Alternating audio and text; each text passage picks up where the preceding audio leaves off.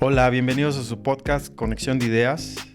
Hoy vamos a hablar de un tema, decisiones de inversión en las finanzas. Vamos a hablar de lo que es la inversión, la importancia de los activos. Siempre los activos en un negocio son importantes, hay que evaluarlos desde los flujos de efectivo, pero también vamos a identificarlas o analizar las herramientas más utilizadas como indicadores de la rentabilidad, el TREMA, todos esos indicadores que nos ayudan y ver la diferencia de un proyecto de inversión con un plan de negocios.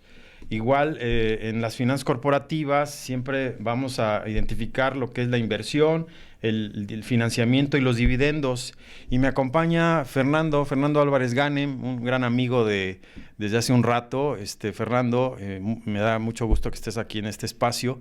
De verdad que a ver si hacemos más episodios de otros programas, que eres un experto en proyectos de inversión desde hace un rato, reconocido en instituciones. Preséntate para que te conozca la audiencia. Gracias, Cuco. Pues mi nombre, como dice el doctor, soy Fernando Álvarez Ganem. Soy licenciado en sistemas computacionales. Estudié posteriormente en el extranjero una maestría en gestión de empresas en España, en Barcelona. Y posteriormente tengo una maestría en gestión pública.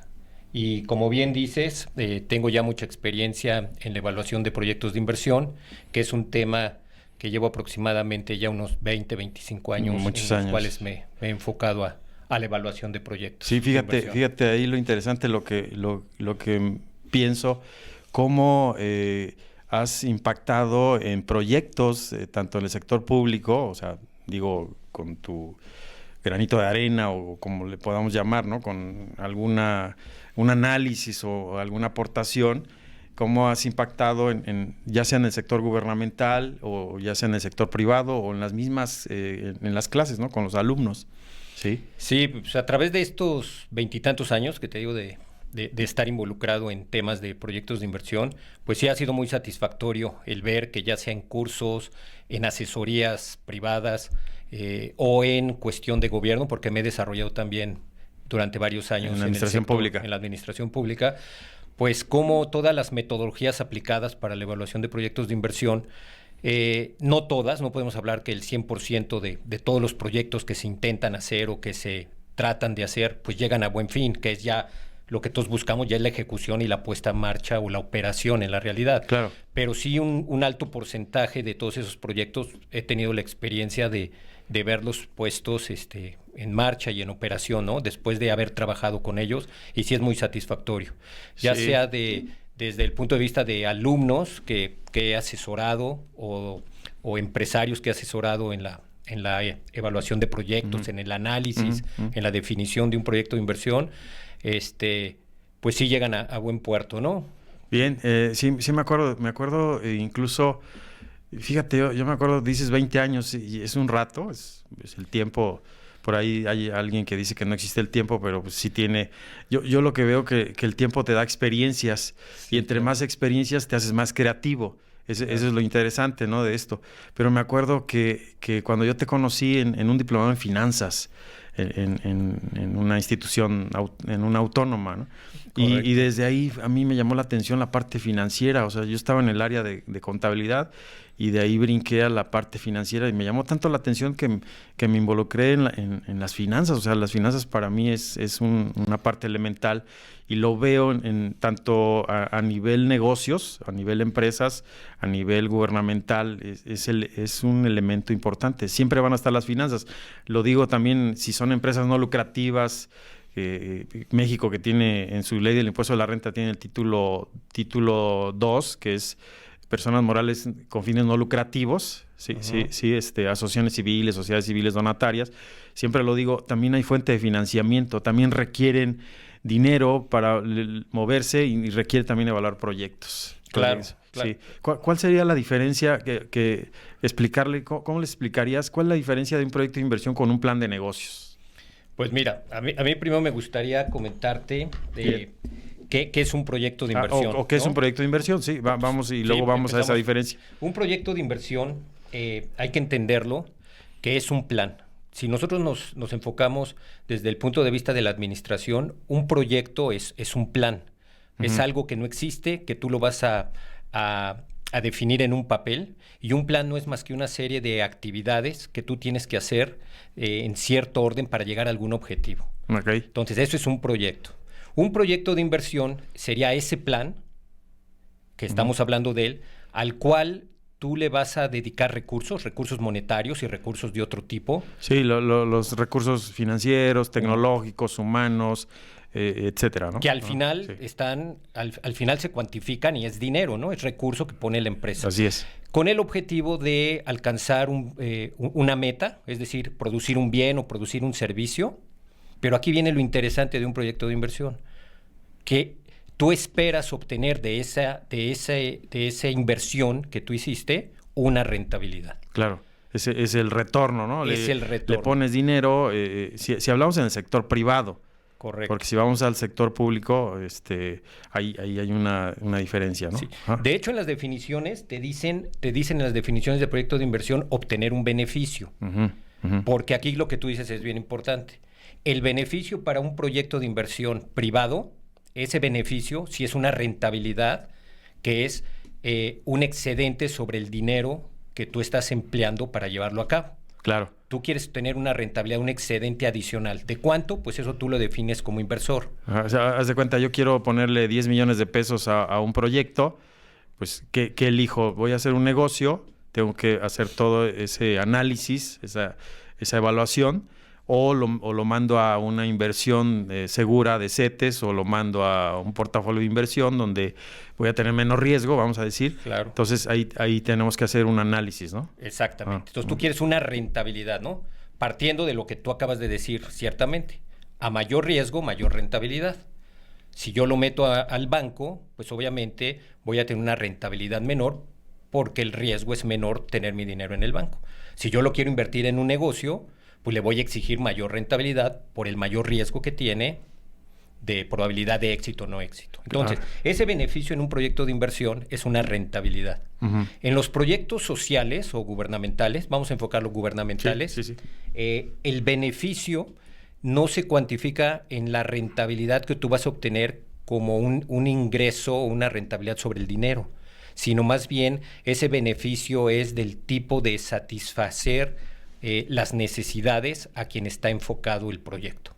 Sí, es un beneficio. Un poco yo lo entiendo así. Me voy a ir yo siempre lo explico así a ver si queda, ¿no? Y me ayudas para...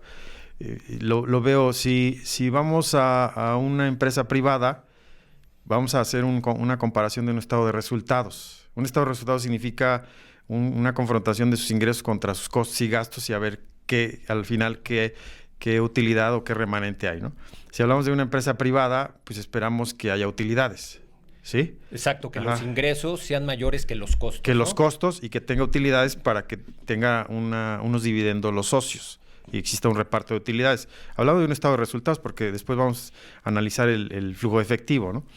Y en el sector social o en el sector público o en el gubernamental, ahí no hay una utilidad, o sea, no se espera, si hay un remanente, qué bueno, ¿no? Son los famosos ahorros a las economías, pero ahí lo que se espera es esos gastos que se presupuestaron, obtienen los ingresos y queda equilibrado, y lo que espera son impactos sociales, o sea, nuevas escuelas, nuevos hospitales, nuevas carreteras, nuevos drenajes, nuevos servicios, hablamos de un municipio, nuevos servicios municipales, y hablamos de el Estado, a lo mejor otros seguridad pública, y hablamos a nivel federal, a lo mejor puentes, carreteras, etcétera, ¿no? Sí, incluso si lo vamos delimitando, pues hay un gasto corriente y hay inversión. ¿Estamos de acuerdo? Es correcto. Entonces, al final del día, lo que esperas son indicadores que vas a tener que hubo un impacto social, ¿no? Exactamente. Ese beneficio se mide generalmente en el mejoramiento de la condición de vida de una comunidad o de una población. O sea, cómo ese proyecto mejora los indicadores de salud, educación, enfermedades. Sí tiene que estar bien justificado. En el momento en que tú dices que no tengo una rentabilidad, no significa que voy a hacer ese proyecto por hacerlo, porque de hecho hay un costo, hay un gasto para llevarlo a cabo. Sin embargo, tú no vas a medir el éxito de ese proyecto en función de una rentabilidad obtenida, sino en función de qué estás mejorando. Y entonces muchas veces se usan indicadores, por ejemplo, si tú lo que vas a justificar es un proyecto de inversión de un hospital infantil, pues entonces el beneficio que tú estarías esperando, por ejemplo, puede estar medido en la disminución de la tasa de enfermedades de tal tipo, o de mujeres, de niños, ¿no? O si tú lo que vas a invertir es en una escuela, pues la justificación, porque al final siempre tiene que haber una justificación para poder evaluar un proyecto, pues serían con indicadores de el mejoramiento de años de escolaridad o de capacidades de lectura, capacidades de matemáticas, etcétera. Entonces esa es la gran distinción entre proyectos de inversión públicos y proyectos de inversión privado. Podríamos hacer en otro espacio, un podcast especial para el sector público, porque está bien interesante, incluso con algunas modalidades o algunas metodologías, ¿no? Desde un árbol de problemas, todo el diagnóstico, la parte de el presupuesto basado en resultados, con una matriz de marco lógico y todos los indicadores. Sería interesante hablar en un tema de esos. Hoy vamos a enfocarnos al sector privado nada más para ver las diferencias, ¿no? Sí. ¿Sí? ¿Te parece? Perfecto, sí, porque de hecho, déjate comento algo ya nada más para cerrar este punto. Tú hablaste que en los proyectos de inversión públicos hay ingresos y hay costos, pero muchas veces no hay ingresos. Muchas veces los proyectos de inversión únicamente conoces los costos. Conoces costos. Tú tienes un presupuesto para llevar a cabo un hospital, un drenaje, un puente, pero no va a haber ingresos porque tú no vas a cobrar.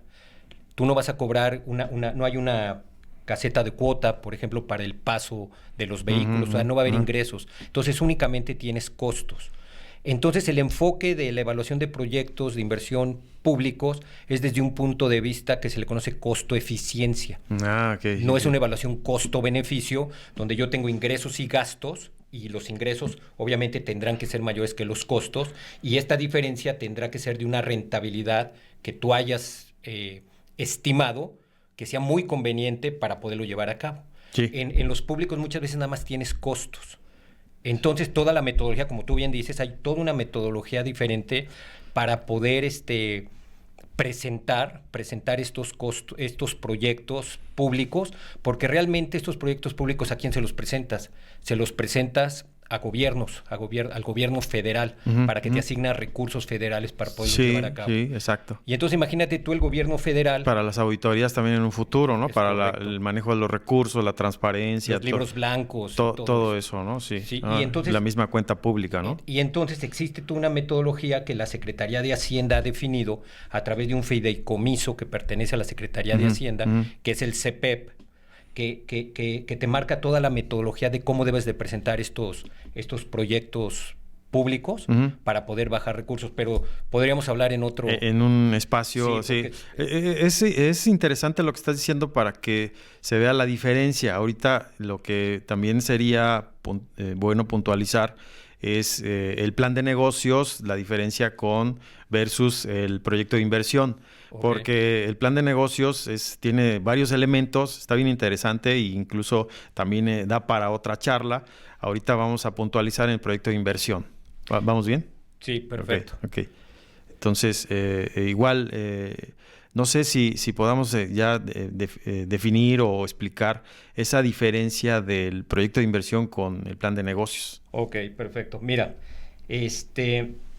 a mí me gustaría primero también comentar que un proyecto de inversión, como lo dijimos en su definición, puede ser desde la compra de una maquinaria, tan sencillo que en tu empresa decides comprar una nueva maquinaria, decides comprar equipos, vehículos, quieres hacer una capacitación a tu personal, quieres actualizar un software, todo lo que implique una salida de dinero para poder llevar a cabo la compra de un activo del cual tú esperas obtener beneficios es un proyecto de inversión. Bien.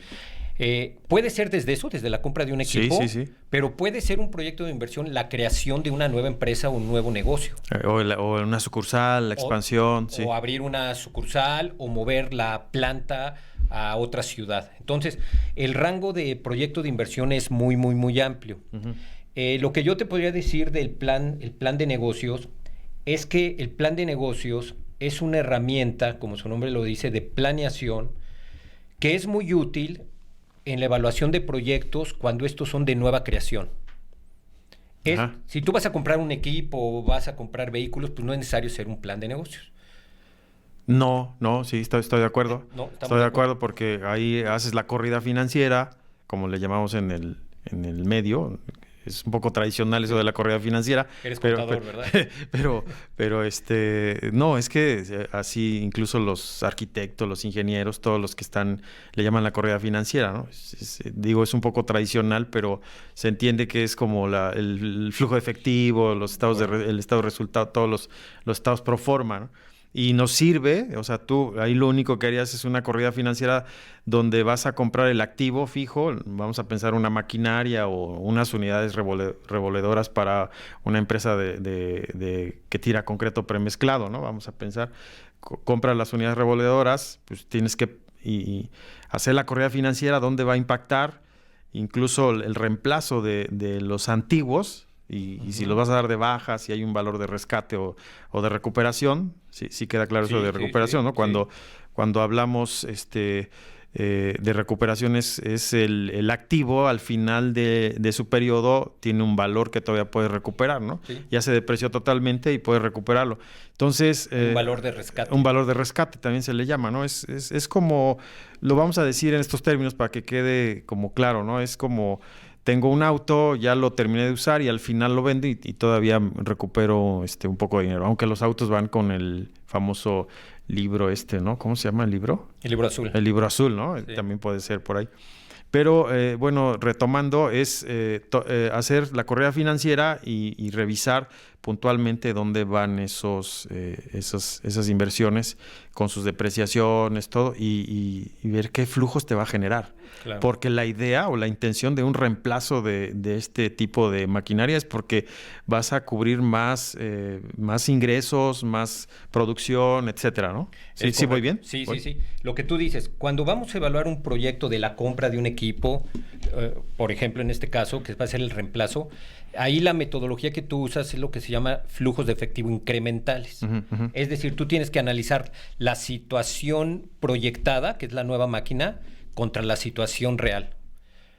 Entonces tú lo que tienes que medir es la compra que vas a hacer, el desembolso que vas a hacer de esa máquina nueva, vamos a pensar 100 pesos, ¿qué flujos de efectivo adicionales a lo que ya tienes te va a generar el nuevo equipo? Sí. Vamos a pensar que el nuevo equipo pues va a producir más unidades, va a tener menos merma, a lo mejor requiere menos personal, a lo mejor minimiza el uso de la energía eléctrica, utiliza menos agua, vamos a pensar, etcétera, etcétera. Entonces, lo que tú vas a evaluar es el costo de esa máquina de 100 pesos contra todos los ingresos o ahorros en costos que te va a dar la compra de esa nueva máquina. Claro.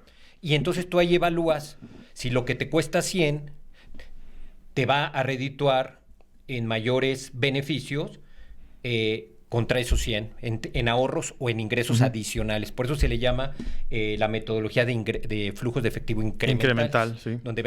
Donde tienes que analizar la situación antes y después con la nueva máquina. Sí. Y eso es muy sencillo, relativamente más sencillo, ¿no? Explicándolo así para que para que se comprenda en términos es, yo tengo mi máquina antigua, ¿cuánto me está generando? Es como el antes, ¿no? Correcto. Incluso puede haber ahí pueden existir más costos porque tienes una máquina y le das más mantenimiento, aunque ya está depreciada, a lo mejor si la depreciación significa la pérdida de valor del bien, o sea, por el uso, el deterioro. Uh-huh. Aunque la máquina a lo mejor ya está muy antigua, pero está generando muchos costos de mantenimiento. Uh-huh. Entonces, si vas al reemplazo de la nueva máquina, pues tienes que, como dijiste, esos ingresos, entradas y salidas, aunque la depreciación es virtual, pero ahí va a estar la salida del pago de la máquina, ¿no? Los intereses, no sé, en el flujo. Uh-huh. Pero en el estado de resultados sí entra la depreciación, en los costos sobre todo, ¿no? Sí.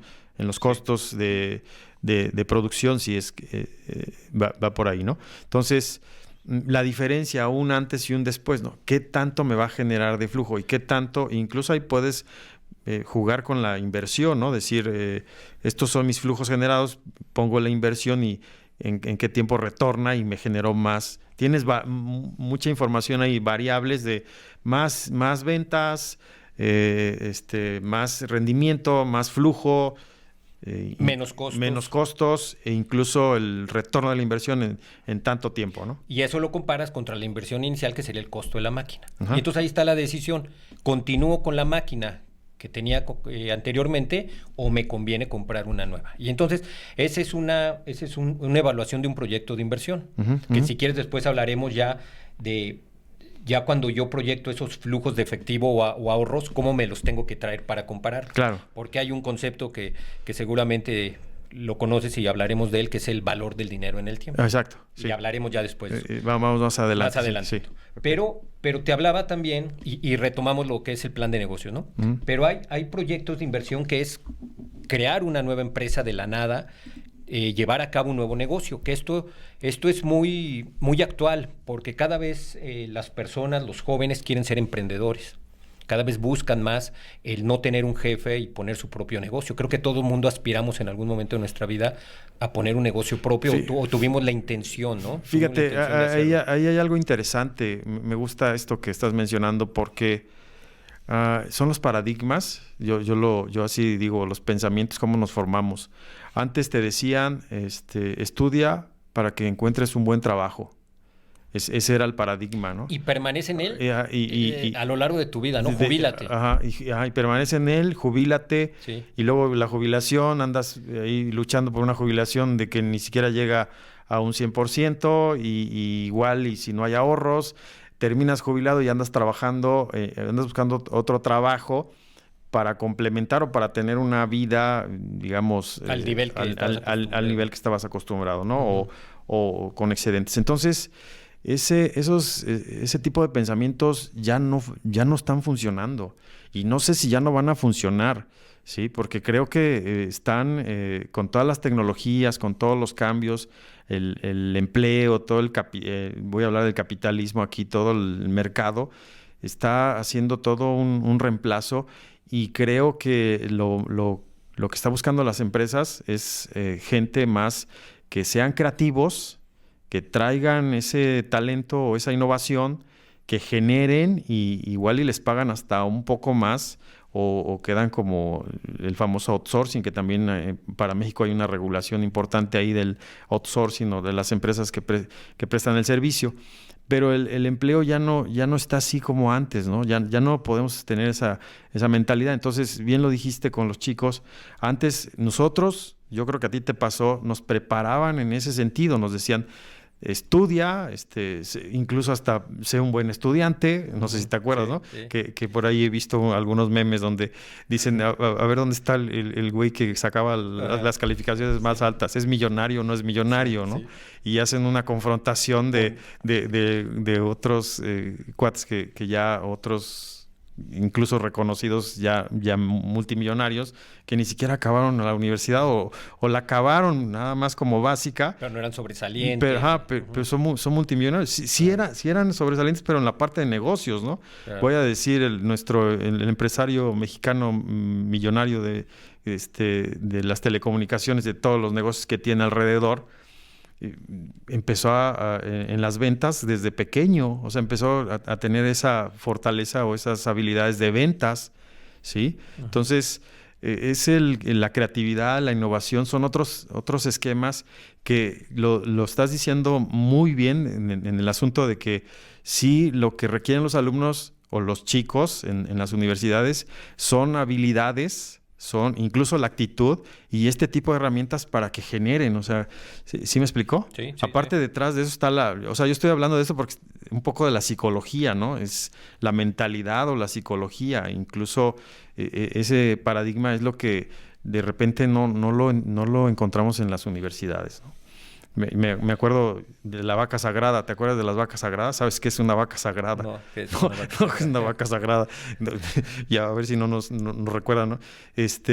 Son profesores, así será, con mi aprecio a todos los profesores, mis ex profesores, que tengo muchos profesores que los aprecio mucho, pero llegabas al salón y estaba el profesor y era el experto en proyectos de inversión, Hay varios autores, y llegabas, tenía libros, todo era el buenísimo, pero la educación estaba centralizada a él, o sea, el proceso educativo o el proceso de enseñanza era centrado a él, él era el importante.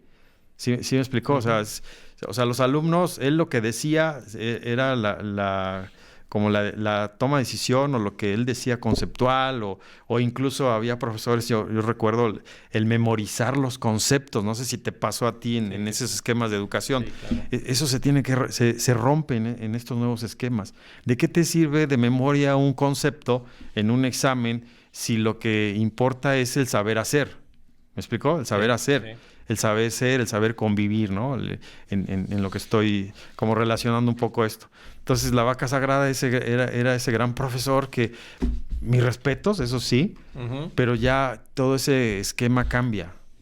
Ahora hay que centralizar en el aprendizaje significativo. O sea, el alumno tiene que saber hacer, tiene que saber llevar. Entonces, he visto ahora muchos profesores dicen, te muestro, te facilito procesos para que tú llegues a desarrollarte en la vida. Y lo dijiste en este momento, emprender negocios, ¿no? Emprender negocios. Sí, sí Correcto. me explicó. Sí. O sea, es un elemento importante que el alumno o los chicos o quien escuche, es que hay una forma de hacer negocios. Solamente hay que entender las metodologías, las herramientas, y un poco detrás esas habilidades o esas actitudes más bien, de que se puede hacer negocios. Sí, estoy de acuerdo contigo, porque los alumnos ahora son muy inquietos y quieren emprender, quieren hacer negocios, tienen ideas muy buenas, pero muchas veces no saben cómo llevarlas a cabo. Y precisamente, y retomo ahorita lo del plan de trabajo. Uh-huh. El plan de trabajo el plan de negocios. El plan de negocios es una herramienta precisamente para esos proyectos de nueva creación, que puede ser desde una empresa nueva que yo quiero crear, o si yo laboro ya en una empresa o en un negocio, uh-huh, y quiero, por ejemplo, crear un nuevo producto, crear un nuevo servicio. Entonces, esa evaluación se vuelve un poco más complicada. O sea, la determinación de los flujos de efectivo ya no es tan sencilla como ver únicamente lo que una máquina, el reemplazo de una máquina me va a dar, ¿no? Sí. Que nada más veo a ver qué ingresos adicionales en función del volumen o de unidades que puede producir me va a dar, y qué costos o gastos me estoy ahorrando por la nueva tecnología que tiene esta máquina. No es tan sencilla como ver eso. Desde su monto original, ¿no? O su precio de adquisición, más si hubo un flete o... Exacto. Con esos elementos ya puedes hacer el análisis. Hago un análisis de evaluación de proyectos. Que aquí algo interesante, que al final es la misma herramienta, uh-huh, tanto para una para otra, para crear una empresa como para evaluar sí. Es la misma herramienta, que es lo más fácil. Lo importante es la detección de los costos, los ingresos y la creación de los flujos de efectivo. Bueno, pues en estas empresas de nueva creación, para todos aquellos que quieran ser emprendedores, que nos estén escuchando, pues la herramienta del plan de negocios es importantísima, porque el plan de negocios, yo te diría que el plan de negocios es una herramienta global que en uno de sus puntos, yo diría en el punto culminante, en el punto final, y que para mí, que me gustan los proyectos de inversión, yo te diría que es el más importante, ¿no? Habrá quienes, los mercadólogos me dirán que no, o los técnicos me dirán que no, pero yo desde el punto de vista financiero, uno de los puntos más importantes que forman el plan de negocios, uh-huh, es la evaluación financiera. Sí, o le llaman estudio financiero también. El estudio financiero. Sí, okay. Entonces, un plan de negocios es un conjunto de estudios que se van haciendo en forma cronológica o en pasos, sí, donde empiezo primero con un estudio de mercado. El estudio de mercado pues me dice qué voy a producir, ¿no? Okay. El producto, qué producto se requiere, qué precio, en qué plaza, cómo lo voy a promocionar, qué características tiene, qué distintivo debe de tener diferente a lo de la competencia. Entonces analizo los bienes sustitutos que ya hay, qué diferenciador tiene el mío, qué proveedores lo están dando, quién es mi competencia. Entonces, un estudio de mercado. Aquí le podríamos agregar aquí algo de todos los elementos que estás diciendo. Hay un autor que se llama Malhotra, No sé si lo has revisado. Él habla de estudio de mercado. Pero fíjate, él se hace bien interesante su metodología porque él involucra lo que es la problemática o la solución de algo, ¿no? Sería antes de todo lo que ya dijiste, qué problema o qué situación estás resolviendo, ¿no? Claro. O una necesidad para poder arrancar y de ahí ya integras todos los demás elementos. Es correcto. Que es una metodología. Al final esa se usa también cuando se hace una tesis, algún proyecto de investigación, identificas una problemática o una situación o una oportunidad y de ahí nace el producto o el servicio. Ajá. Sí, como tú dices, el plan de negocios ya cuando yo lo arranco es porque yo ya hice ese análisis. Yo voy a crear o voy a crear un bien o voy a ofrecer un servicio que satisface una necesidad. De hecho, todos los autores de evaluación de proyectos de inversión te dicen que un proyecto de inversión nace porque existe una necesidad insatisfecha. Claro. Es lo que tú estás diciendo. Bien. Entonces, primero tengo que identificar que hay una necesidad. Sí. Hay un sector del mercado que requiere un producto, que requiere un bien, que requiere un servicio. Entonces, es lo primerito que yo debo de identificar. Y una vez que yo ya lo tengo identificado y que yo digo, por ahí va, pues entonces tengo que probar que todo el esfuerzo que yo haga, pues de alguna manera, pues vaya en dirección exitosa. Sí. Entonces, el plan de negocios lo que me ayuda es a tener los elementos necesarios y bien definidos para que al final yo tome una decisión mucho más objetiva y sustentada. Que le agregas ahí los aspectos de organización, donde va la parte del organigrama, la descripción de puestos, los perfiles que vas a utilizar del recurso humano, cuánto le vas a pagar de salarios, más prestaciones, que es importante también siempre en la recomendación. A mí me gusta más el plan de negocios que el proyecto lo veo más rápido, más de toma de decisiones. Incluso voy a agregar una metodología que se llama, es el lienzo el de Canvas, a lo mejor ya lo has escuchado. Sí. Ese te ayuda para modelar tu negocio más rápido. O sea, incluso el autor lo dice en su momento, se dieron cuenta que el plan de negocios te lleva más tiempo para armarlo, porque bien lo dijiste, son etapas.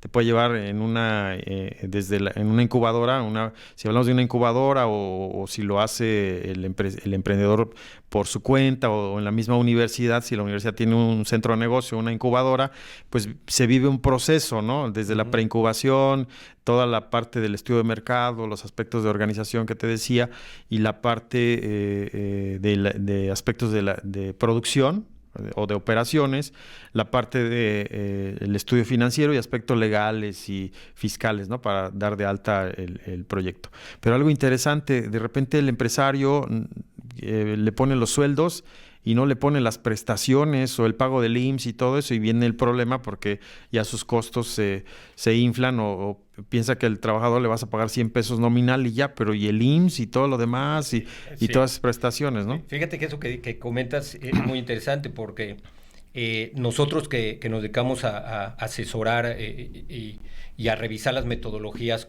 cuando llega un cliente y te dice, oye, ¿cómo ves este proyecto? Pues lo primero que tenemos que ver y la parte fundamental es lo básico es que todos los ingresos y todos los costos estén bien definidos. Dentro de la etapa ya de la evaluación de proyecto de inversión, a ver, déjame terminar con el plan de negocio. Entonces decíamos, es un estudio de mercado, ¿no? Después viene un estudio técnico, ese producto, cómo lo voy a fabricar, dónde lo voy a fabricar, de dónde voy a obtener la materia prima, dónde es el mejor lugar para localizar mi planta, etcétera, etcétera. Entonces, estudio de mercado, estudio técnico, tengo un estudio ambiental, si lo que voy a producir requiere, un estudio legal, un estudio de gestión o de organización, qué estructura administrativa yo necesito, y en fin, todos los estudios que tú creas convenientes depende de la magnitud del proyecto. Y aquí viene lo importante. Todos esos estudios se vuelven inputs, se vuelven generadores precisamente de los ingresos y los costos que tú requieres para que en la etapa del estudio económico los utilices para evaluar. ¿Sí me explico? Sí. En el estudio de mercado, vamos a simplificarlo, en el estudio de mercado yo voy a definir cuántas unidades voy a vender y a qué precio. Ahí ya tengo las ventas o los ingresos. En el estudio técnico, ¿cómo lo voy a fabricar? Claro. cuánto me cuesta la materia prima, qué materia voy a producir. Ahí ya tengo mis costos. Sí.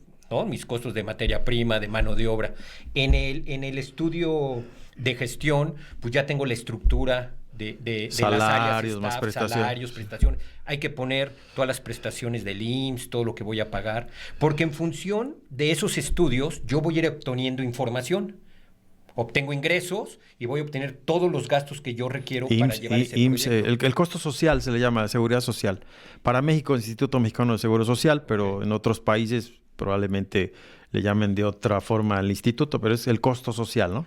Entonces, el plan de negocios, con todos esos estudios, yo voy a obtener ingresos y voy a obtener gastos y costos. Al final, cuando yo tengo todos esos ingresos, costos, gastos de todos los demás estudios, ya puedo hacer yo el estudio financiero. Claro. El estudio, propiamente hago la evaluación del proyecto de inversión. Sí. Ahí es donde se incorpora la evaluación del proyecto de inversión dentro de ese plan de negocios. Ajá. Y entonces, con esos inputs que yo tengo, hago mis flujos de efectivo. Claro. Que cuando era la compra de una máquina era muy sencillo. Pero ahorita que estamos hablando, sí. hay que hacer todos los estudios para tener todo, ¿no? Puedo aportar algo ahí. Lo interesante aquí sí, yo digo, la corrida financiera se vuelve extensa. Claro. ¿Por qué? Porque hay que hacer un presupuesto de inversiones. Correcto. Donde van a estar en una clasificación de cuánto voy a necesitar de capital de trabajo, cuánto de materias primas para arrancar, cuánto de activos fijos, intangibles, si voy a registrar marca, si hay una instalación, todo eso va ahí. Entonces ahí está mi presupuesto de inversión. Después empiezo a ver qué va de esos activos fijos. El terreno no tiene depreciación, sino adquiere valor, ¿no? Por el tiempo. Pero los demás tienen depreciación. Hay que sacar depreciaciones. Sí, y luego las amortizaciones también de los intangibles. ¿Por qué? Porque recordemos que si conseguimos un activo fijo, pues se hace si lo conseguimos, hay una salida de dinero con flujo, o sea, lo pagamos, o es a crédito, siempre, si es a crédito, pues se va a ir pagando. Pero ese activo fijo, hay una salida de dinero y no lo mandamos al gasto inmediato, sino hay que mandarlo de acuerdo a su vida, ¿sí? A su tiempo de depreciación. Su vida útil. Su vida útil, ¿sí?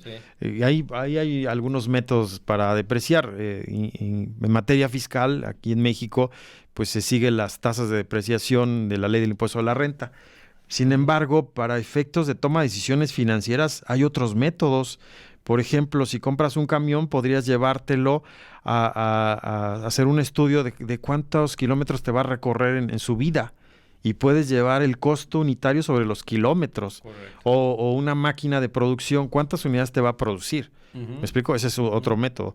O si necesitas acelerar porque quieres repercutir en los costos, puedes utilizar métodos de depreciación acelerada. Hay unos años dígitos, doble saldo decreciente, es decir, una tasa al doble, ¿no? Puede ser doble saldo decreciente o años dígitos.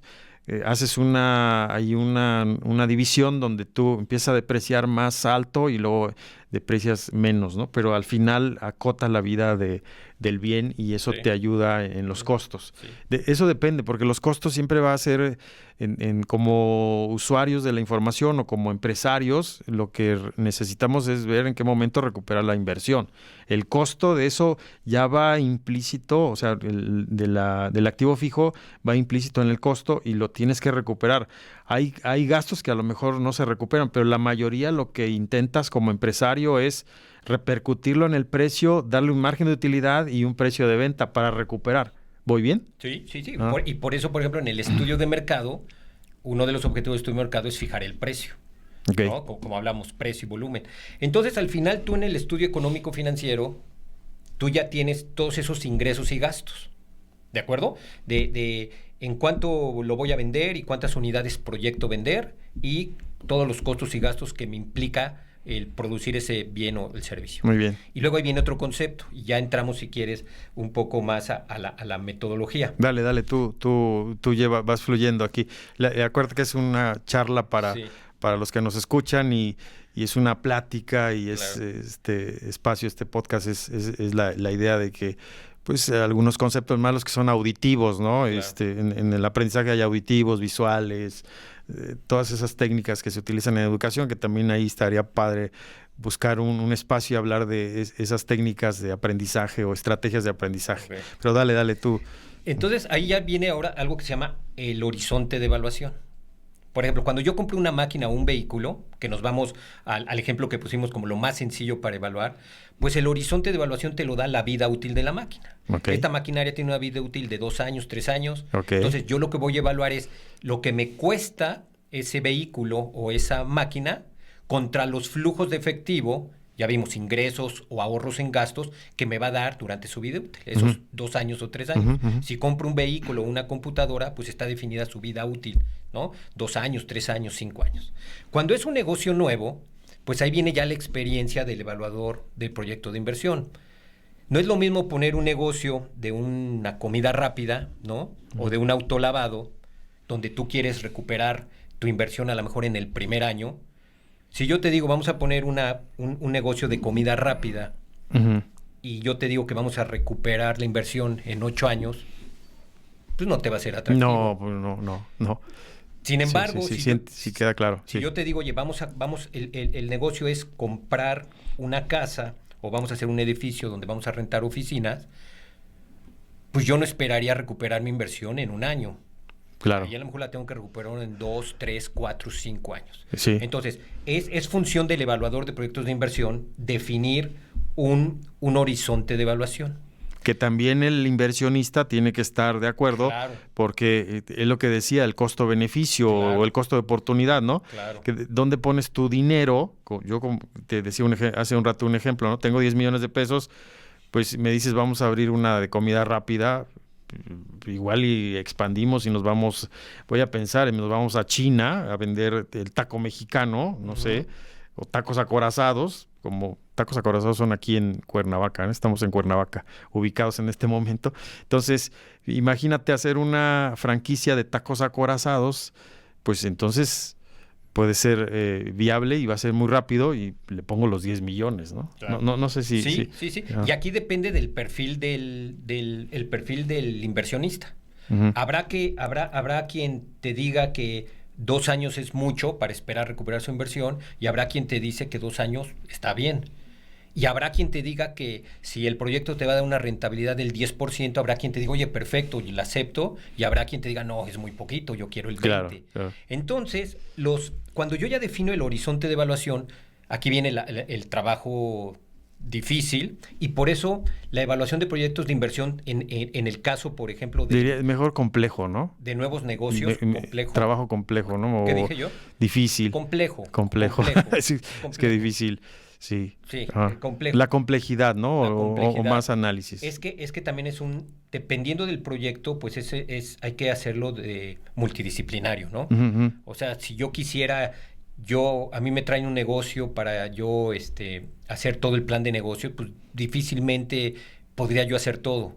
A mí me gustaría contar con especialistas técnicos en el área técnica, gente de mercadotecnia que me haga todo el análisis del estudio de mercado, recurrir a personas que sepan el ámbito legal, el ámbito ambiental, especialistas, y yo con toda la información que ellos generan, la parte financiera yo ya la puedo evaluar. Y entonces yo ya estar consciente de generar esos flujos de efectivo, pero en función de la información que me están dando los especialistas. Sí, la información es importante siempre. Es lo básico. Siempre. La evaluación de proyectos de inversión, como yo digo, es como hacer un pastel, ¿no? Hacer un pastel tú puedes tener la materia prima, tú puedes tener la receta y ya después lo horneas y te sale un pastel.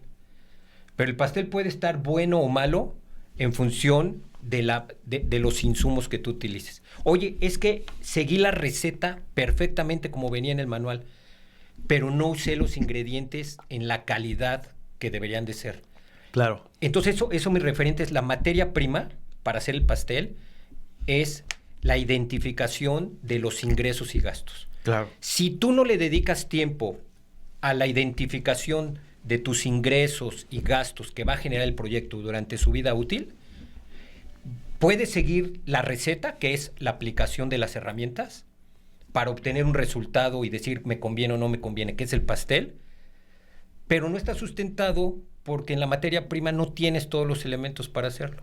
Claro. Entonces, como tú dices, lo básico es tener todos los datos bien hechos. La información, sí. Porque seguir la receta, que es aplicar las fórmulas, no es difícil. Las fórmulas, como tú sabes, sacar un BPN, un valor presente neto, sacar una tasa de interna rentabilidad, de retorno. una tasa de retorno, un periodo de recuperación, no es difícil. Hasta en el Excel, ¿no? Lo puedes poner ahí, le pones las corridas, los flujos. Exacto. Excel tiene las funciones para hacerlo. Pero si tu materia prima, tus datos, no son los que debes de tener, pues entonces tu evaluación va a carecer de sustento, de objetividad. Es por eso que muchos proyectos de inversión, cuando tú los evalúas y dices, sí son viables, en el momento que lo llevas a la práctica real, pues hay una diferencia entre lo real, cuando está operando, contra lo que tú planeaste. Recuerda que un proyecto de inversión es un plan. Es un plan que tú lo evalúas en papel y en el cual tú estás haciendo pronósticos, estás haciendo suposiciones del medio ambiente externo, y que al final tú en función de eso dices, pues es viable o no es viable, es recomendable o no recomendable hacerlo. La idea es que tú minimices la incertidumbre para llevarlo a cabo. No al 100%, porque no es una bola de cristal, pero que tú vayas con los mayores elementos para que tu proyecto en la práctica sea un éxito. Pero si no lo haces bien, pues entonces ahí es cuando de repente el proyecto de inversión ya en la práctica, tú dices, oye, es que habíamos pronosticado que para invertir, la inversión inicial era de $1,000,000 de pesos, pero resulta que ya llevamos $1,200,000 y no podemos arrancar el proyecto porque nos faltan más elementos. La parte operativa, ¿no? Pues es que no hiciste un buen análisis, ¿no? Y esta parte se le llama la formulación, es la formulación del proyecto de inversión. Sí. La etapa de formulación es la identificación de todos los ingresos y gastos, pero de la A a la Z. Y muchas veces se nos olvidan llevar a cabo ese tipo de análisis. Entonces, si no lo haces bien, pues no va a funcionar. Ok. ¿De acuerdo? Okay. Sí, un poco relacionando sintetizando. Entonces, el plan de negocios, toda esa extensión de esos elementos que acabas de mencionar y el resumen ejecutivo. O sea, todo un documento formal, ¿no? Que sirve para las fuentes de financiamiento, para la banca de desarrollo, algún programa de apoyo, incluso para que lo tengan los accionistas y para ejecutarlo, ¿no? Sí. Y el proyecto de inversión es acotado nada más al estudio financiero. Es correcto, sí. Yo diría que el proyecto de inversión, bajo este enfoque, es una parte del plan de negocios. Es donde tú ya sintetizas de manera cuantificable, en dinero. Cuantitativa, pues todo lo que hiciste anteriormente. Sí. De hecho, lo que tú dices, el resumen ejecutivo, si tú le llevas un plan de negocios a un inversor, pues él no quiere ver el estudio de mercado, el estudio técnico, él se salta esas hojas, ¿no? En el resumen técnico. Él al final se va a la parte financiera y dice, a ver, rentabilidad, periodo de retorno y el resultado del valor presente neto, ¿no? Lo que él quiere es ver si el proyecto es viable y en qué términos. Esos son los indicadores de rentabilidad. Ya después te dirá, oye, ¿y cómo hiciste el estudio de mercado? ¿Y qué supuestos hiciste? ¿Y cuál es tu pronóstico de ventas? Pero nos vamos a la parte cuantitativa, ¿no? Y esas son ya son las herramientas. Entonces, cuando tú ya tienes tu horizonte de evaluación y haces la labor de pronosticar o proyectar los flujos de efectivo, que son entradas menos salidas, esos flujos de efectivo y la inversión inicial le aplicas herramientas. Entonces, la primera herramienta más utilizada a nivel mundial y que es la herramienta que todos los evaluadores utilizan como primera es el valor presente neto. En las finanzas corporativas, incluso en matemáticas financieras también lo vemos, ¿no? Sí. De hecho, sí, las matemáticas financieras son importantísimas porque utilizan el concepto del valor del dinero en el tiempo. ¿Y qué significa? Significa que esos flujos de efectivo que tú estás proyectando en el año 1, en el año 2, porque se hace anualizado, ¿no? Sobre todo cuando son proyectos de largos periodos, de 5 años. ¿Cuántos años se recomiendan? ¿3? Un poquito más, de 5. ¿De 3, 5? Sí, al menos 5 años. Entonces, tú esos flujos de efectivo del año 1, del año 2, del año 3, del año 4, del año 5, esos flujos de efectivo que son ingresos menos gastos, donde lo ideal es que los ingresos sean superiores que los gastos, ¿no? Que el flujo de efectivo neto ya sea positivo, Pues te los vas a traer con una tasa de descuento, que es el valor del dinero en el tiempo. Te los vas a traer al valor presente. ¿Que esa tasa de descuento sería un costo del dinero, un interés? Es el costo del dinero. Un interés. Que ese es otro tema, sí, muy pero amplio e interesante. podríamos explicarlo para que la audiencia o quien nos escuche, me dices si estoy bien, ¿eh? Sí.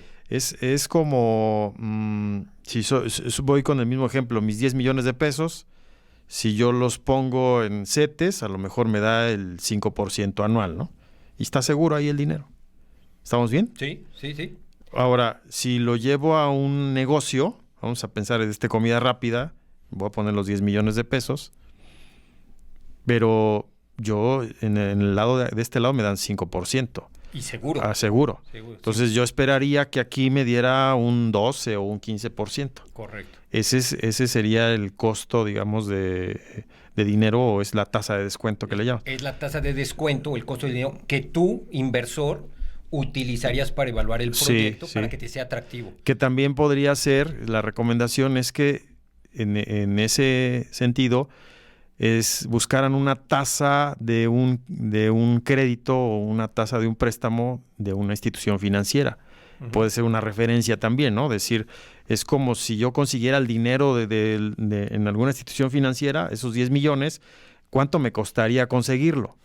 Bueno, inclúyele esa tasa, ¿sí? Y obviamente la tasa que vas a utilizar de descuento tiene que ser superior a ese costo de dinero. Porque si yo te digo, esos 10 millones de pesos, a ti el banco te va a dar el 5%. Sí. Como tú dices, yo no estaría dispuesto a evaluar mi proyecto de inversión con ese mismo 5%.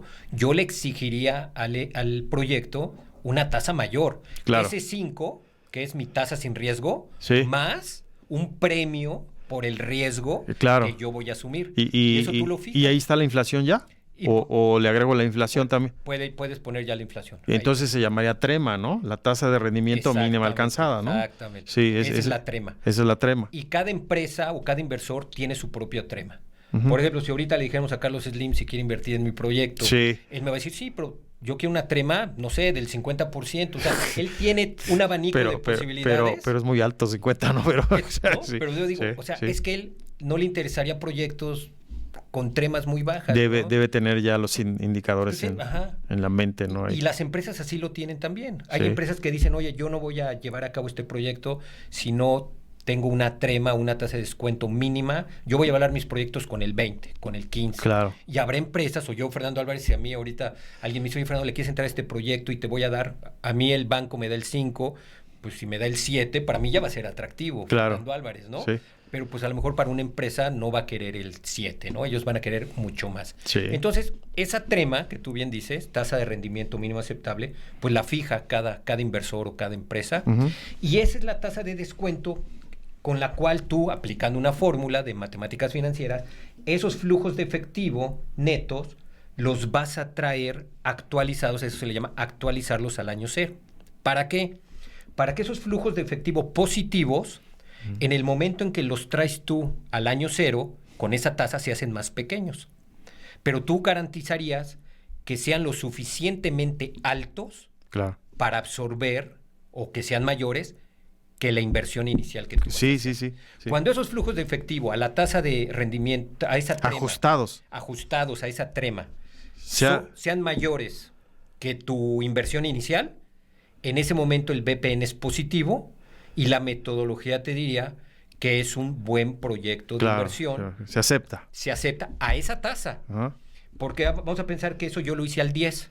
Porque para mí el 10 es suficiente. Podrías jugar escenarios, ¿no? Claro. Un proyecto moderado, aceptable. Sí. Un proyecto, ¿cómo se le llama? Optimista, muy optimista.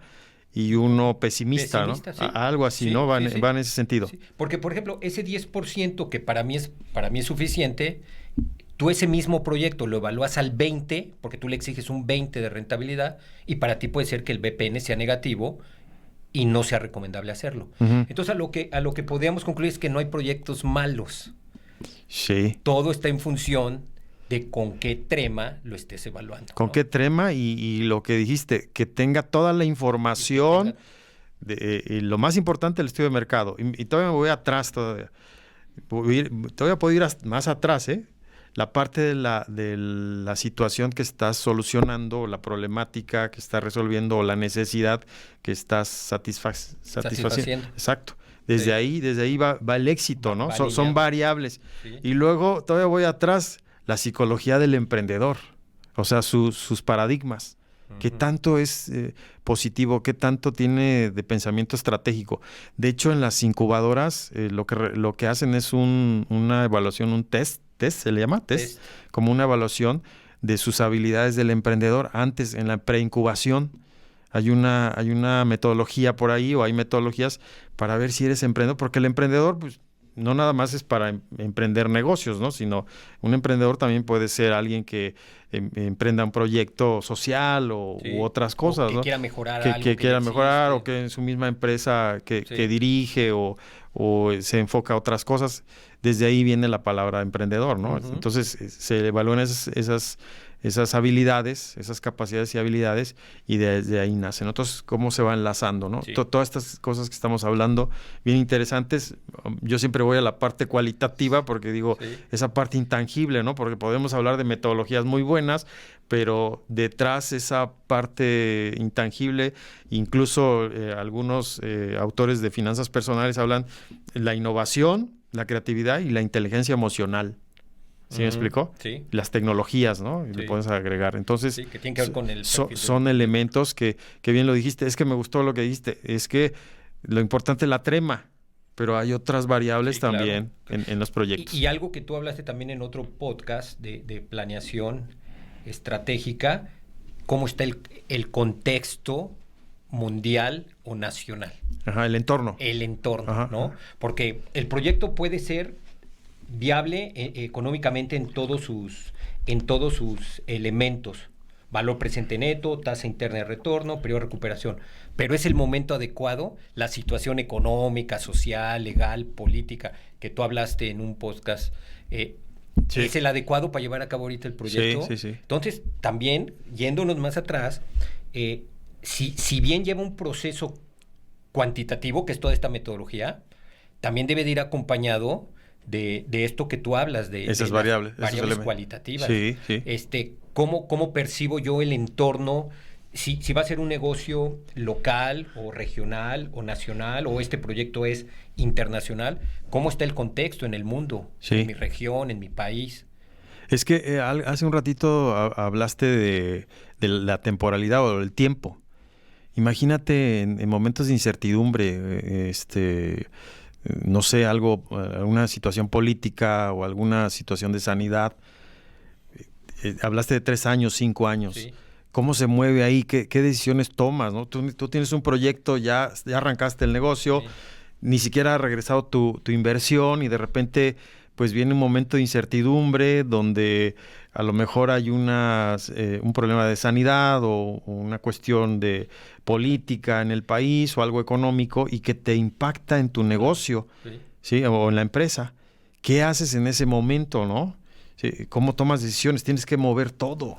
¿Me explicó? Pero ahí entra lo que tú dijiste precisamente. Esos flujos de efectivo con esa trema, pues hay que hacer escenarios, ¿no? En función de un análisis FODA, PESTEL, hacemos escenarios. Sí. A ver, ¿cómo se moverían mis flujos de efectivo yo viendo estas amenazas, oportunidades que veo en el ambiente externo, y en función de lo que podría ser mis fortalezas y mis debilidades? Entonces, crear escenarios. Entonces, si de alguna manera no puedes predecir lo que va a pasar, pero tú ya, a través de un análisis de escenarios... Podrías hacer una matriz de riesgos, ¿no? Los riesgos. Con una matriz de riesgos. Un análisis de sensibilidad. Sí. Que puede ser, por ejemplo, ¿qué sucedería con este proyecto si mis ventas que yo estoy pronosticando en estos 5 años no crecieran como yo estoy proyectando que crezcan? Entonces ya puedo hacer un escenario optimista, uno más probable o uno pesimista. Y ahí puedes usar todas las variables pues, que tú quieras, ¿no? Pueden ser el volumen de productos a vender, puede ser el precio, pueden ser tus costos. Imagínate una empresa que, por ejemplo, dentro de sus costos de manufactura, la materia prima está en dólares. Entonces Entonces, en este caso, por ejemplo, el costo de esa materia prima en dólares se vuelve una variable importante para el análisis. Claro. Entonces, podrías hacer un análisis, a ver, y si el dólar en lugar de estar en tanto se me mueve, ¿qué porcentaje? ¿Cómo afecta Sí, eso? la fluctuación, ¿no? La fluctuación cambiaria. ¿Cómo afectaría eso mi BPN? ¿Cómo mueve mi periodo de recuperación? Oye, no, pues en vez de recuperarlo en 2 años, se me va a mover en 3, porque los flujos de efectivo se mueven, ¿no? Sí, incluso ahí, si hay una probabilidad de riesgo, se puede ir a futuros, al mercado de derivados, o sea, ya entras en otros contratos donde garantizas un precio del tipo de cambio. Piensas en ello, ¿no? En tu planeación y vas a un futuro Por ejemplo, para garantizar el precio de la materia prima. Ajá, exacto. Pero ese costo de ese futuro lo tienes que incorporar en tu flujo de efectivo. O sea, aquí como conclusión, y que me gustaría que lo dejáramos así, ¿no? La importancia de la identificación de ingresos y gastos. Eso es lo principal. En la medida que tú los tengas bien identificados y que hagas una labor exhaustiva, en esa medida vas a generar unos flujos de efectivo más reales y con eso la aplicación de las herramientas te van a dar indicadores pues mucho más certeros de lo que puede pasar. Y crear escenarios. Sí. Crear escenarios porque, como tú dices, la evaluación de proyectos de inversión es a mediano plazo o largo plazo, ¿no? Entonces, puede ser un proyecto a 2 años, 3 años, 4 años y el mundo pues cada vez tiene... Y las fuentes de financiamiento, ahí las fuentes de financiamiento están en los costos, ¿no? O sea, no hemos mencionado el de las fuentes de financiamiento porque, fíjate, ocurre algo, el emprendedor o el chico, luego le dices de que haga un proyecto y te contestan, pero si no tengo dinero, o sea, hacen un proyecto acotado, me ha pasado que en las asignaturas, en el plan de negocio, en el proyecto de inversión, yo les digo, piensen en una empresa, piensen en las ideas, lluvia de ideas, pongan escenarios donde qué producto, qué satisface, qué problemática o qué necesidad, sus características, hagan escenarios, vean los recursos y empiecen a trabajar todo el análisis y luego hasta el flujo, ¿no? Pero luego dicen, pero no tenemos dinero, o sea, esa es la respuesta, ¿no? No hay dinero. Ahí ¿qué recomendaciones podríamos dar en ese sentido, ¿no? Porque no hay dinero, pues, hay proyectos que se empiezan sin el dinero, ¿no? O sea, no tienes dinero, pero hay opciones de financiamiento. Sí, y eso tú lo comentaste bien y tiene que impactar en los flujos. Es difícil que ahorita un proyecto sea financiado totalmente con recursos del propio accionista, ¿no? Que el 100% del dinero lo ponga el emprendedor o el inversionista. Entonces también dentro de este análisis tienes que revisar y detectar las diferentes fuentes de financiamiento que hay en el mercado. Y esas tienen un costo. Esas tienen un costo. Y ese costo del dinero, tú lo tienes que impactar en el proyecto de inversión. E incluso hacer el escenario, por ejemplo, de combinación de fuentes de financiamiento. A lo mejor poner un 50% dinero propio y un 50% a través de un financiamiento. Pero entonces, aquí entra lo que hablábamos, no de la dificultad, sino la complejidad. Porque en el momento en que tú incorporas un financiamiento a un cierto costo, pues tienes que integrar dentro de tus flujos de efectivo el pago del crédito. Claro. A través de una amortización del financiamiento, o del capital que estás, el ajeno, ¿no? La fuente de financiamiento. Y eso impacta los flujos de efectivo por el pago de los intereses, ¿no? Sí, pero es importante también porque si no hay ese recurso, ahorita yo te hablé de un ejemplo de ponerle 10 millones de pesos, pero si no tengo el recurso, pues puedo buscar una opción. Sí, y además ahí mismo haces escenarios, a ver, 30% de accionistas, 70% bancos. Ese 70%, ¿cómo mueve mis flujos de efectivos? Porque se me incrementan mis gastos financieros. O en un escenario 40-60 o un escenario 50-50. Entonces aquí lo importante es tener todas las variables a considerar y algo importante que dijiste, y las fuentes de financiamiento. Sí, yo siempre recomiendo el incorporar a mi modelo fuentes de financiamiento porque también es una manera que el inversor el emprendedor esté consciente de cuánto cuesta el dinero, cuánto está costando el dinero afuera, ¿no?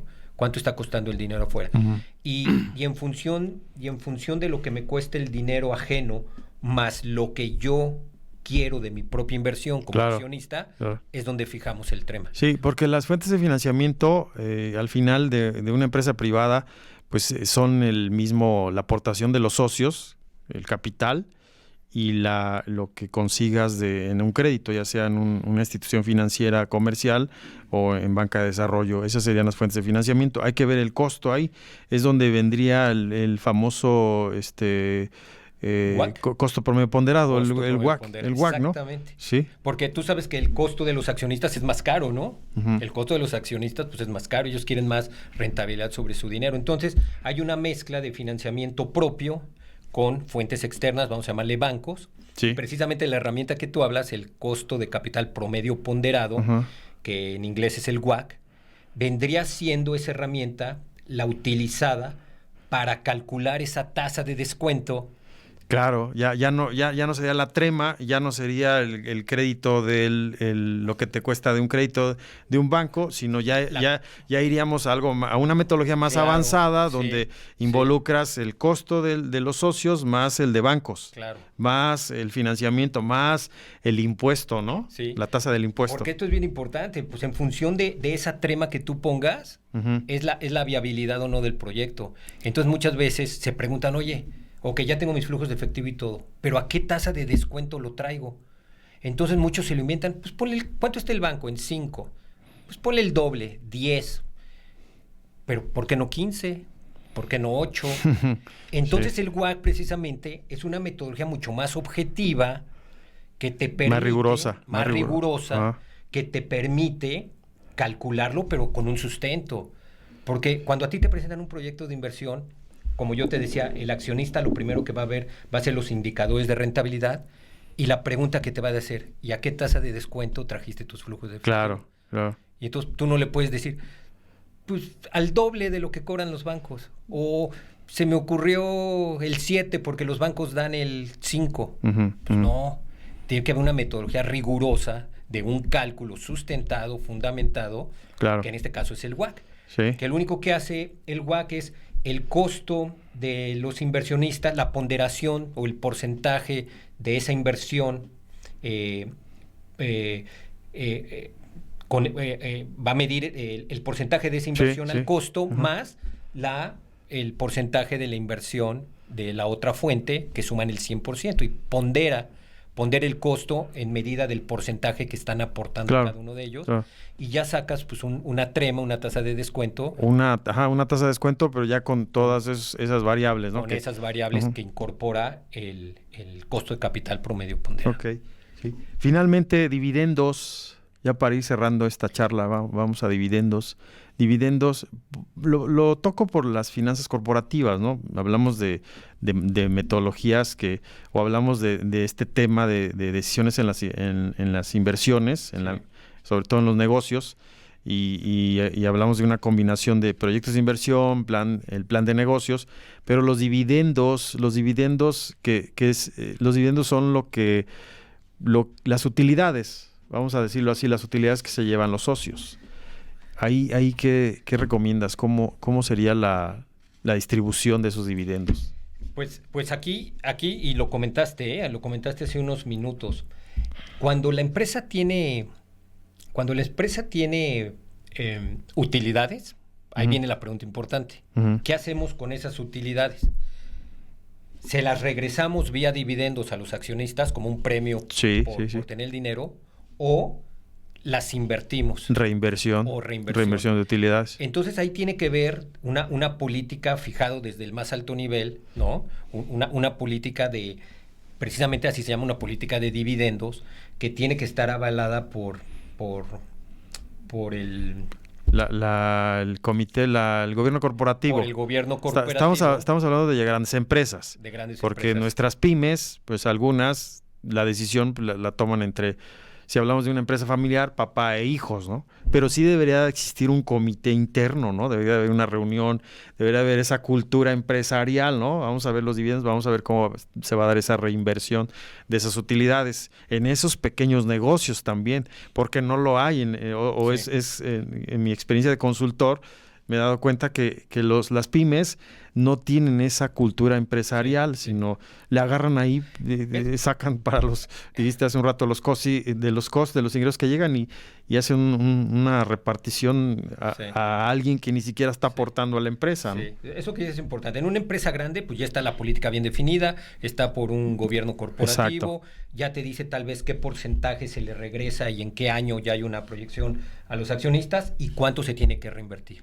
En las pymes, pues la recomendación es reinvertir.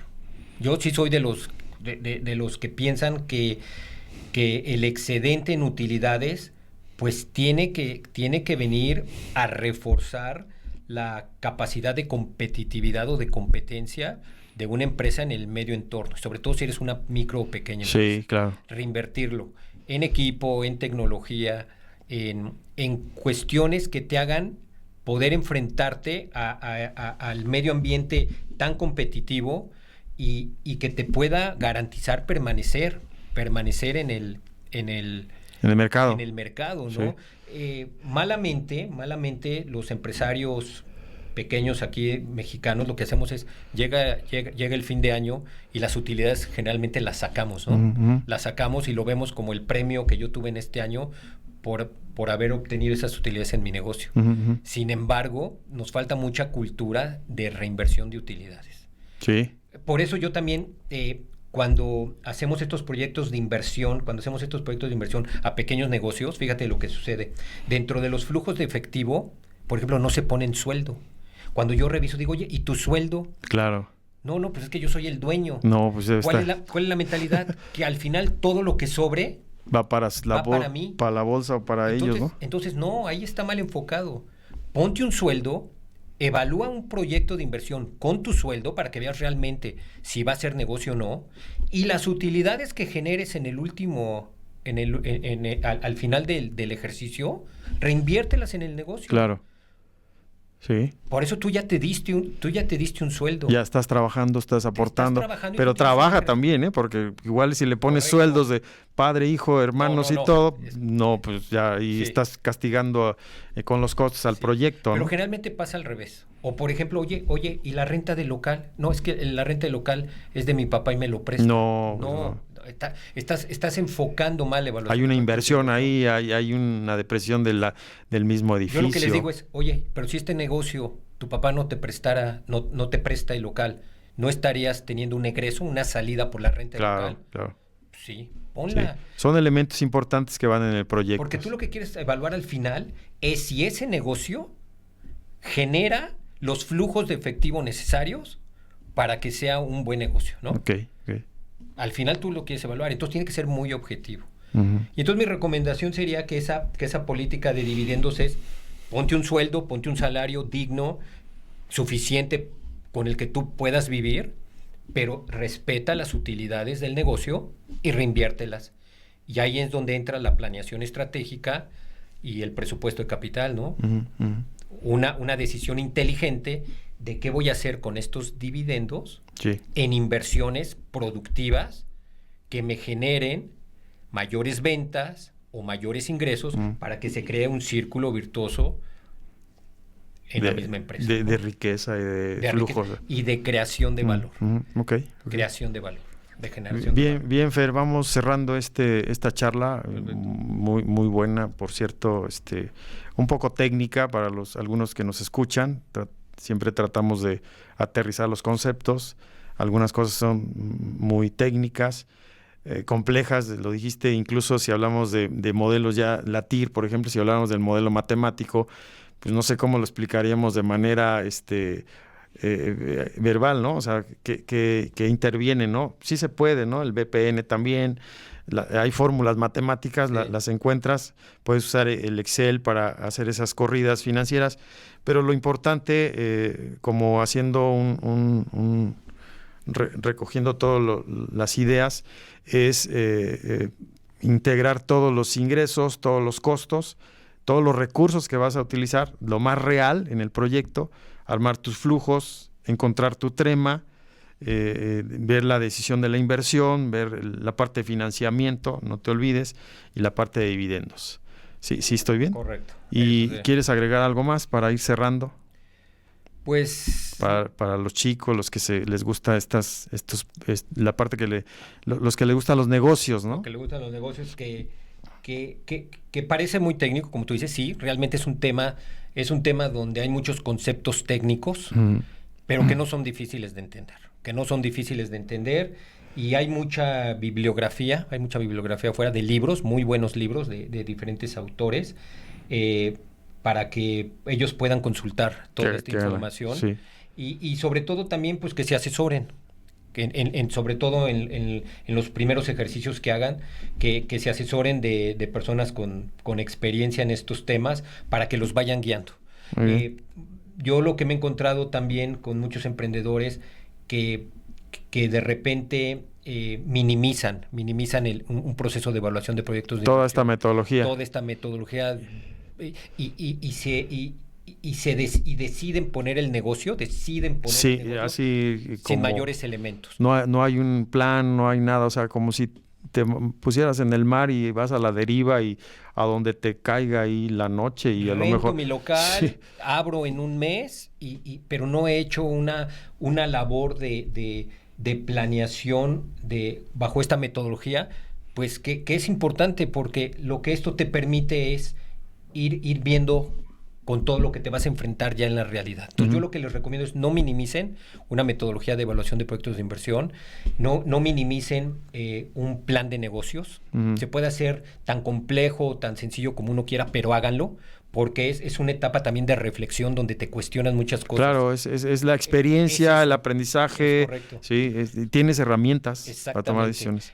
Te hace pensar en muchas situaciones y en muchos conceptos que a lo mejor no los habías pensado. Y entonces, lo valioso de un plan de negocios no es al final tener el documento, sino el proceso de hacerlo. Claro. Te aclara muchas cosas. Y el aprendizaje. Y incluso la creatividad que te va dando, ¿no?, en ese camino. Y van surgiendo muchas ideas. Sí. Y entonces un plan de negocios no se hace de manera secuencial, sino que de repente tienes que regresar a un plan anterior porque no consideraste el tema. Sí. Entonces háganlo. Esa sería mi recomendación para todos los jóvenes. Sí. Y que un emprendedor pues no es aquel que en su primer negocio tiene éxito, sino es aquel que es constante y que en algún momento dado cumple con el objetivo. Muy bien. Gracias, Fer, por estar aquí. No, al contrario. Gracias. Te agradezco. A ver si hacemos otros espacios, otros episodios. Por ahí me gustaría que revisáramos algo de gubernamental, sobre todo en fuentes de financiamiento, por ejemplo, para gubernamental, sí, claro. La parte que habíamos dicho de la planeación, de todo su presupuesto con indicadores, un presupuesto basado en resultados o esas metodologías, inclusive o agregando toda la normatividad, ¿no? Para México en el sector gubernamental podríamos hablar a nivel estado, a nivel federal, sin problema, o a nivel... ¿cómo se llama? Municipal, que Perfecto. Los municipios requieren mucha información para toma de decisiones, ¿no? Entonces, gracias, Fer, de verdad es que te conozco desde hace un tiempo y fue una charla muy buena, enriquecedora. Espero ahí los chicos aprovechen en las asignaturas, no sé, en este espacio. Muchas gracias a todos. Igual estamos en YouTube, estamos en Spotify, estamos en lo que es Apple y en Google. Estamos en las redes ahí para los que quieran escuchar, y luego pues en YouTube estamos como de vía presencial, ¿no? O vía sincrónica. Gracias a todos. Nos vemos en otro episodio.